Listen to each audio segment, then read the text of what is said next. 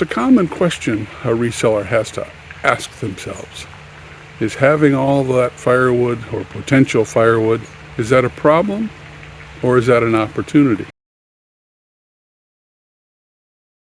Well, we're just about done with that firewood round task, taking that tree down. And it's a common question a reseller has to ask themselves.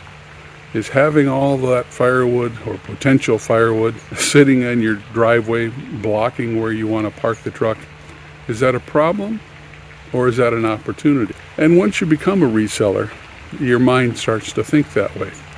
You know, other people see problems, they see work ahead. A reseller, he sees opportunity. Hard to believe it's already been a week since they were supposed to cut it down, but they're supposed to arrive tomorrow. And you can tell because the marine layer is gone. It's only coming up on 7 right now, but that tree is going to effectively change the sun pattern on the gazebo and the front yard from around 9 in the morning to noon as the summer comes on.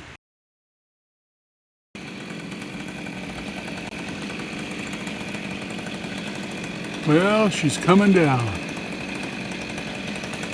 They're lowering them all one branch at a time. He's got a long way to go. I know I wouldn't want to do that job. Well, they knocked off about 4. They'll be back Monday. It was a hot one today. They still got to top it, but it's beginning to look like a giant toothpick. He's almost got it. Ain't much left of that top. Wow, look at the change to that sight line. The absence of that tree. Now we of course would have cut that down and run it through the sawmill back in the day, but I no longer have a sawmill. They basically stacked the brush up over here for now to make kind of a barricade so that if they drop the rounds down here, they won't be able to run downhill and hit the white barn. Back in the day, I would have cut that up for firewood too. Anything 4, 5, 6 inches would have made firewood. I would have put it into a sawbuck and just cut it up so that we only had the brush to either burn or chip depending on where we were and what we were doing.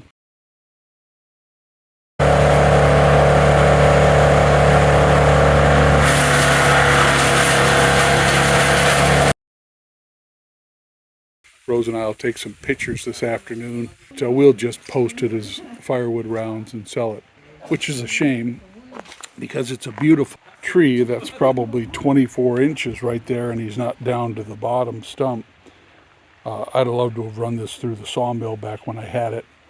But of course the risk to fell a tree with all those buildings and power lines is pretty great. But yeah, quite the chore, and it's almost over. Nothing left but the chipping. And about 10 more rounds. That was easy. So this is all that's left for the folks who are taking away the firewood for use as winter heat. If I was still running a fireplace, I'd have been splitting it and using it. But it looks like they've got 15 rounds left. That's probably 2 loads in their truck. They're paying $50 a truckload. They're getting a little more than a half a cord per truckload by my estimate. So they'll end up paying me about $300 for 6 truckloads. And before them, another guy came in, paid $100, took a much taller sideboards on his truck, so he had a bigger truck. He took a good load out as well, about a cord. So altogether, probably well over 4 cords in that tree. First guy paid $100. Second couple paid $300, or will have by the time they finish. I'll have to do a little raking here to get the wood chips, and then I'll get my parking space back. I now still have enough room to get up here on the flat with the truck, so it's not really an inconvenience. And the tree is no longer a risk to the house. It should be a lot less gutter cleaning as well now that it's gone. and we left it at that height so Rose could turn it into a plant stand. And as an added bonus, mulch. One giant pile of mulch made by their big chipper shredder. These are all the upper branches, of course. And as you can see, I'm standing on something similar that's simply grayed up with age. So that will get used up here around on the property. Now this particular wood, this is not a big example, but you can see how twisted it is. This is Madrone. It's got this reddish black bark, always grows twisted. I love to work with it. It's probably one of the most difficult woods to work with. It does make one of the best firewoods in this area, though splitting it can be a challenge. This particular piece that you see was growing alongside this fir. You can see it down here, a little tiny thing, but it's funny that it's already re-sprouting. We've tried to move a few small Madrones over the years, not at this property, but up in Seebeck. And Madrone normally grows where alder doesn't, so it needs higher, drier ground. So from time to time, we would get one that was just simply in the wrong place. Little seedling. We'd try to relocate it. I think we had about a 20% success rate with Madrone, which isn't very high. That one grows where she doesn't want it, and we can't seem to kill it. You know, life has a way sometimes, as they would say in the Jurassic Park movies. Over the years, we've had some very large Madrone, and we've run it through the sawmill. Biggest challenge with it is finding sections that are large enough and long enough, relatively straight, that you can get boards out of them. Because you saw all the twists and turns on that patch of Madrone. But Madrone commercially is highly sought after for making flooring and making kitchen cabinets. Very hardwood, one of the densest, hardest woods I've worked with that was native to this area. We made the stair treads in the Seebeck house from Madrone, and we stickered them, meaning we stacked them with sticks to dry inside of the Quonset hut, and then we probably put 6 stacks 3 foot high across them to add more weight to help them dry flat, because wood's going to want to follow the grain. It's natural grain. And we probably had them stickered for about 2 years because they were part of a huge job we did where somebody was building a subdivision, and they said that if I came in and hauled all the wood, I could have it. So I spent several months one summer hauling logs back and putting them on the area that would eventually get the 4-bay carport. And I bet that stack of logs was over 6 foot tall and 40 foot long. And then we brought them in on the trailer. We'd pick them up with the boom truck and swing them over to the sawmill. And those that weren't suitable for sawing became firewood, just like this big fir here. So it got cut up and used the workshop, used a wood stove for heat. So even after drying for 2 years, you know, I'd run those boards through the sawmill, and I'd make those treads on that stairway were a full 2 inches thick, about a foot deep. And as I would run them through, you may or may not know what a kerf is, but it's the space that the blade itself cuts out when you're cutting wood. And that Madrone would pinch because, you know, it would you'd be freeing it up, the tension, and it would pinch the blade on my big table saw, bring it to a complete stop, and trip the circuit breaker. Or it would flare open. You know, it was amazing stuff to watch. Difficult to work with, one of the densest, hardest woods ever. The planer really struggled. We couldn't take up off the usual thickness with each pass. We had to do many more smaller passes. But yeah, we got enough off of the 3 or 4 large logs, and they had to be the base logs, you know, that were straight enough and big enough to make the treads from. But yeah, we turned an awful lot of that slab into firewoods, burn up all those offcuts in pieces. If the offcuts were, say, 2 inches by 3 or 4 inches, they just look like weeds growing out of the ground, reaching for the sun. Twisted and went where they were when they were just set out to dry until they were cut up for firewood. Amazing stuff. It's not surprising that they get a premium price for it, because the waste factor, it must be huge when they're making flooring or cabinets. So of course, I see that firewood as an opportunity. Not one that I'd have gone looking for at this stage of my life, since I don't heat with firewood and I don't have my sawmill anymore. But it feels good to be able to help out a couple that does heat with firewood, to give them a good price on their next winter's worth, because they'll get it split and stacked and it'll be ready to go for next winter. I see it as an opportunity for something I couldn't avoid or didn't avoid. Other people may just simply see it as a task or a chore. But remember, the greater goal was to get the tree down. So in the end, we end up with some chip, we end up with some firewood, and we recover about $400 of the $3,000 that we paid.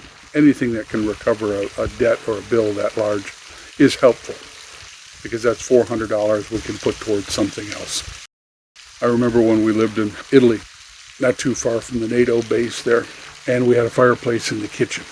It was probably made it the warmest, most comfortable room in the house in the winter, because the Italian heating system wasn't particularly efficient. So we tended to gravitate to the kitchen even more so than we usually do in other houses. A honker. So for our family, the kitchen's always been a gathering place, especially when the girls are all home. That's why when we built the log house, we built a really big island in the center. Made the kitchen probably disproportionately large compared to some of the other rooms. And I remember when I first planned the kitchen, on the papers I planned it fairly large, but Rose doesn't really do blueprints. She likes to be able to see or touch or feel. So I brought in a big box, one day, a big cardboard box, and then I brought in a second big piece of cardboard from something like a water heater, something we had, equipment we had received. And I laid the big cardboard on top of the box to simulate the height of that island. And I'd already put the cabinets in around the rest of the kitchen against the walls. So I put the big piece of cardboard up there, and I gave Rose a utility knife, and I said, carve away. Determine for yourself how wide you want the island space, the space around the island to be, so that when the oven's opened, or when a cabinet door is opened, or when you have multiple cooks in the kitchen, you can figure that out. And then we put an overhang on the side that faced the dining room, so that stools could also be used. And she just kept trimming away, an inch or two at a time, until it felt right to her. And then we built the island to the size of the cardboard. That's a custom home. It was a good home to build. It was the first time we built a house. And there were a lot of aspects about that house that were truly custom. And I think I have a lot of photos on my old desktop computer, and then saved a CD somewhere. I'll have to see if I can dig up that CD. Yeah, that was another adventure, a journey, if you will. The first time Rose and I built a project of that scope together, from buying the land and clearing the trees, on through putting the last knobs on the kitchen cabinets when the project was said and done. And we did that amidst starting a business and beginning retirement.